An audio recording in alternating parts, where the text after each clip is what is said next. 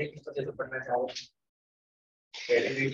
Sir start करते हैं आज के पहले टॉपिक से, that is IFRS 2 share based payment.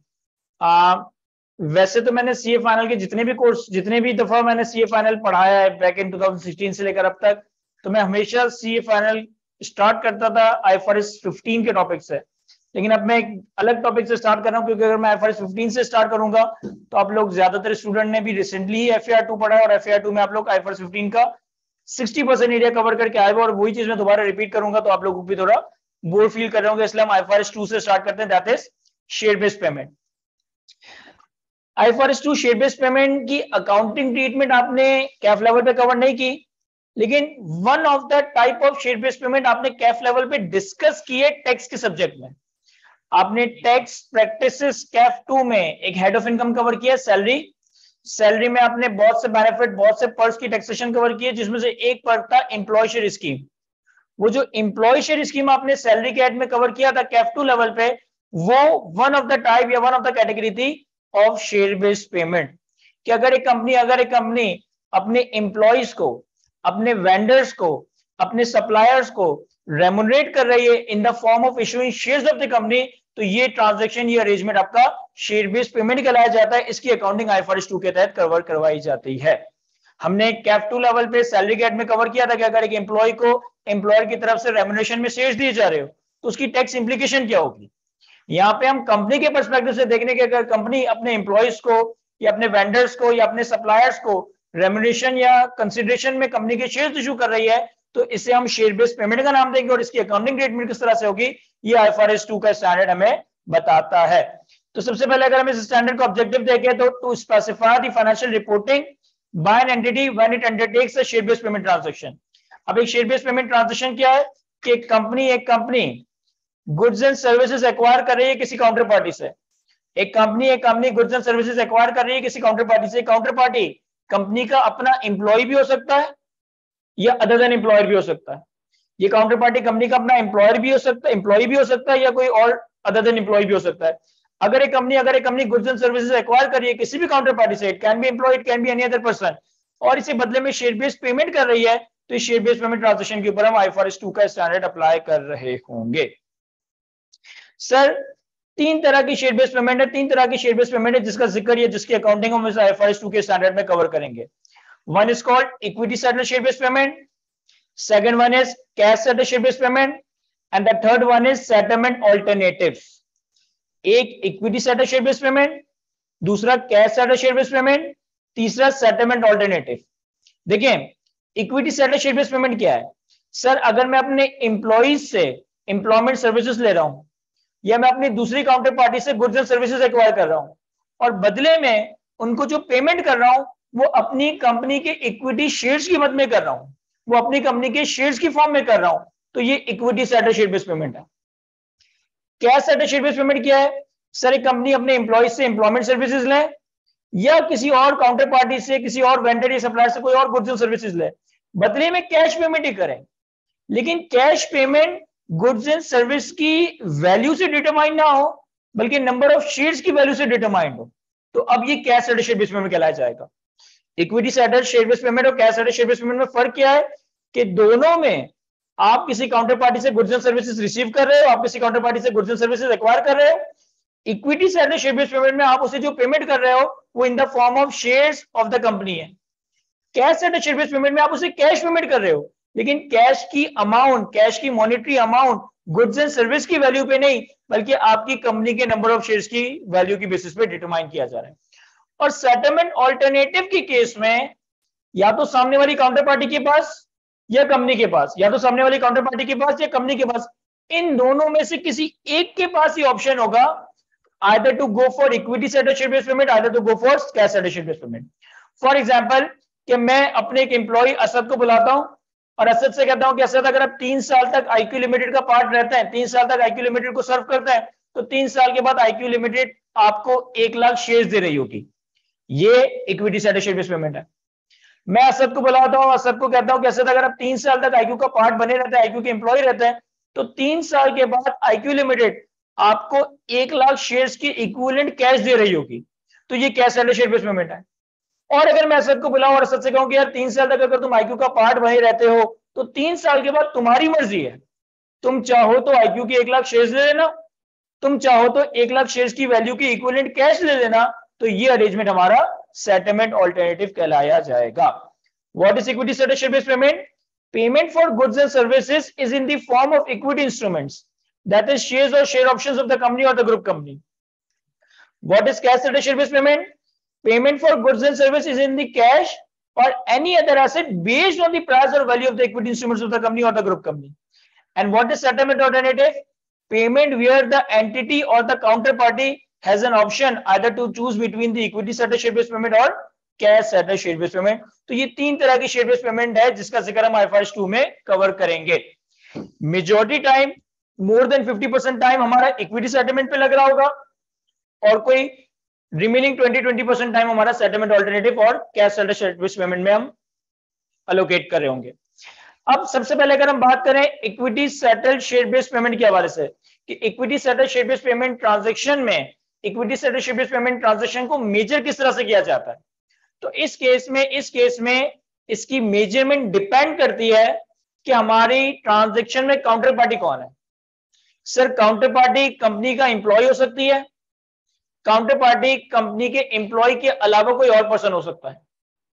Equity settled share based payment transaction को मेजर किस तरह करेंगे, ये डिपेंड करता है कि ट्रांजैक्शन में काउंटर पार्टी क्या कंपनी का एम्प्लॉय है या कंपनी के एम्प्लॉय के अलावा कोई और पर्सन है। अगर तो काउंटर पार्टी कंपनी का एम्प्लॉय नहीं है, यानी कोई और इंडिपेंडेंट थर्ड पर्सन है, इस केस में इस ट्रांजैक्शन को मेजर किया जाएगा on the basis of fair value of goods and services received at the received date. जिस वक्त आपको गुड्स एंड सर्विसेज रिसीव हो रहे हैं उस वक्त जो भी गुड्स एंड सर्विसेज की फेयर वैल्यू है उस बेसिस पे आप अपनी ट्रांजैक्शन को मेजर कर रहे होंगे। अगर ट्रांजैक्शन में आपका काउंटर पार्टी एम्प्लॉय है तो इस केस में स्टैंडर्ड की अजम्पशन यह है कि एम्प्लॉय से मिलने वाली एम्प्लॉयमेंट सर्विसेज की फेयर वैल्यू डिटरमाइन नहीं की जा सकती।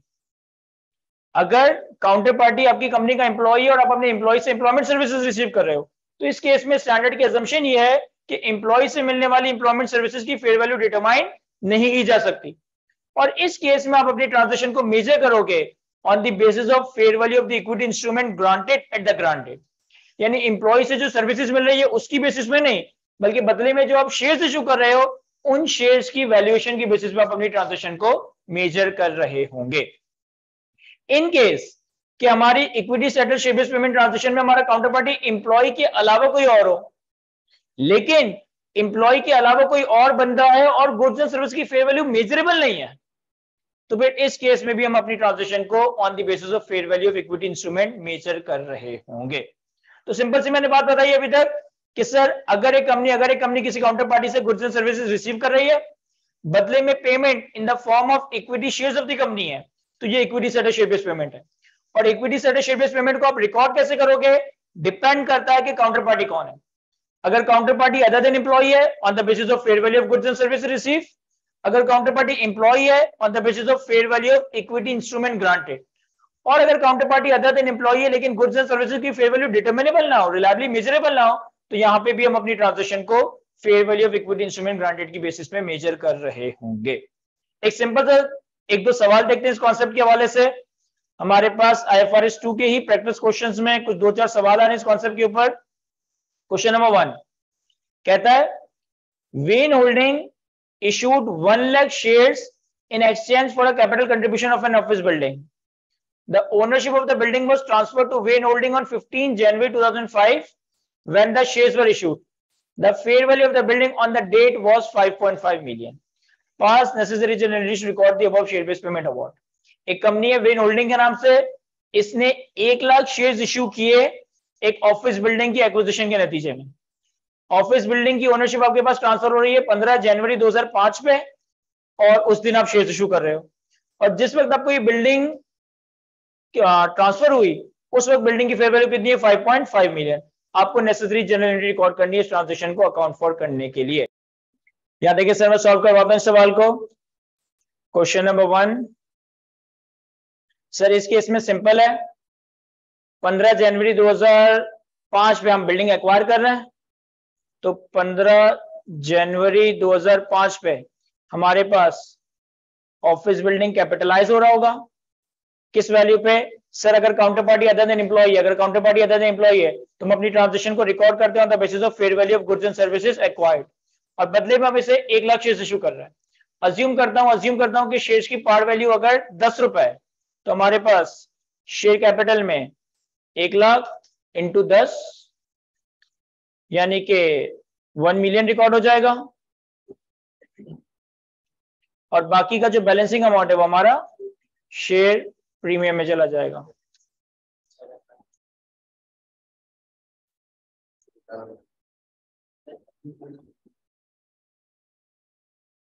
सिंपल।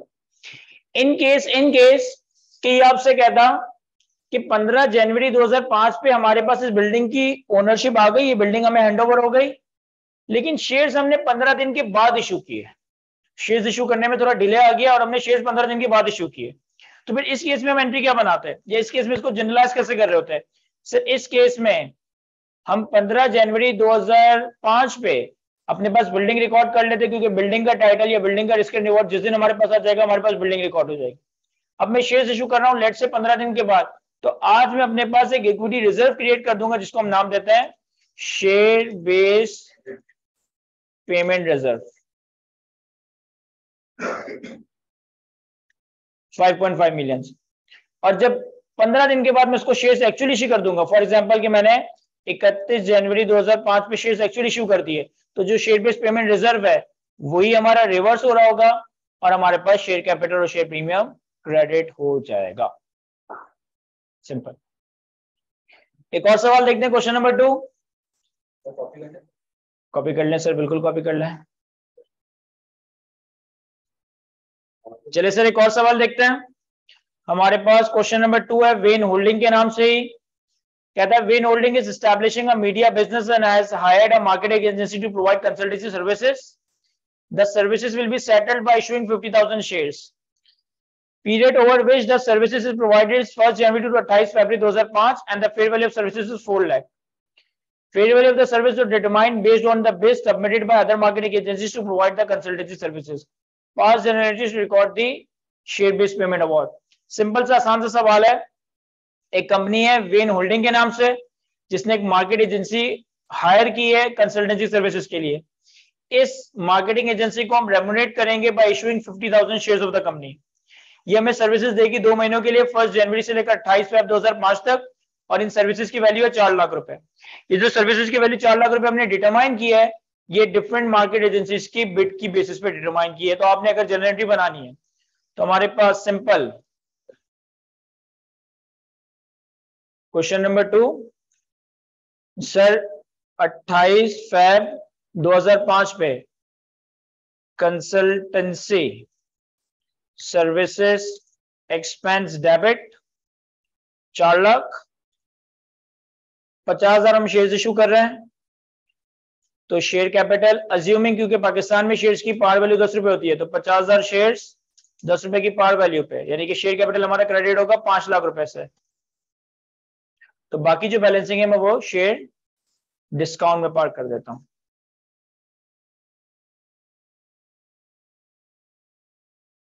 सिंपल। एक और सवाल देख लेते हैं उसके बाद कॉपी कीजिएगा। Question number 3, entity A has been paying entity B a corporate finance consultancy in cash at the rate of 600 per hour for an advice. Entity B is proposing to increase its fees by 5% per annum. Entity A is experiencing cash flow pressure, so it has persuaded entity B to accept payment in the form of shares with effect from 1st July 2005. The initial arrangement is for 2 years, with entity A agreeing to issue 6,000 of its shares to entity B every 6 months in exchange for entity B providing 300 of advice evenly over the 6-month period. कह रहे दो company से company ए company B company ए को corporate finance consultancy provide कर रही है।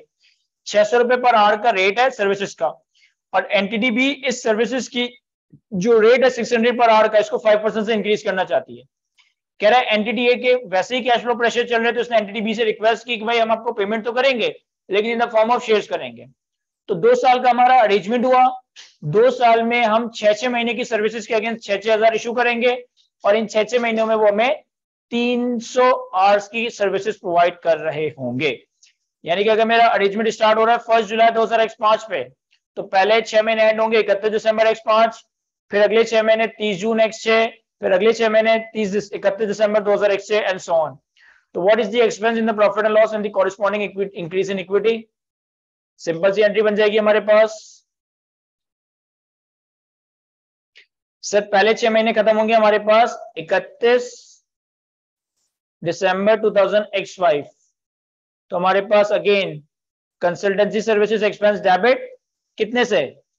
Sir 300 hours की services हैं, सॉरी हाँ 300 आवर्स की सर्विसेज है, पर आवर एग्जिस्टिंग रेट 600 का है, लेकिन वो रेट 5% से इंक्रीज करना चाह रहा है, तो 300 इंटू 600 इंटू 1.05 189,000। शेयर्स हमें कितने इशू करने हैं सर? हमें शेयर्स इशू करने हैं 6000, तो शेयर कैपिटल 6000 मल्टीप्लाई बाय 10 किया जाएगा 6000 इंटू 10 60,000। बाकी बैलेंसिंग हमारा शेयर प्रीमियम में चला जाएगा। मैं ये भी शो कर देता हूं, ये हमने कैलकुलेट कैसे किया है सर। 300 आवर्स 600 का रेट इंटू 1.05।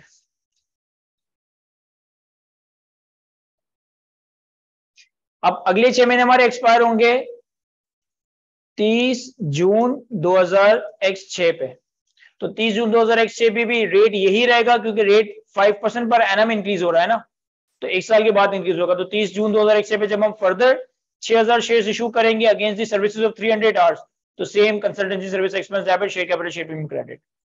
उसके बाद अगले 6 महीने एक्सपायर होंगे हमारे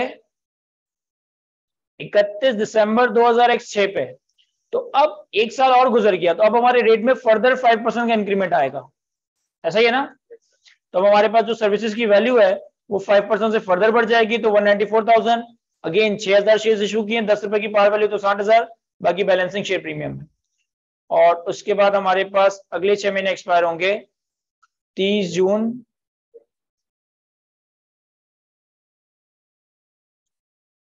2001। तो ये हमारी अगले 2 साल की जनरेट बन जाएगी। कॉपी कर लें इससे, तो फिर हम अगले सवाल पे आता है।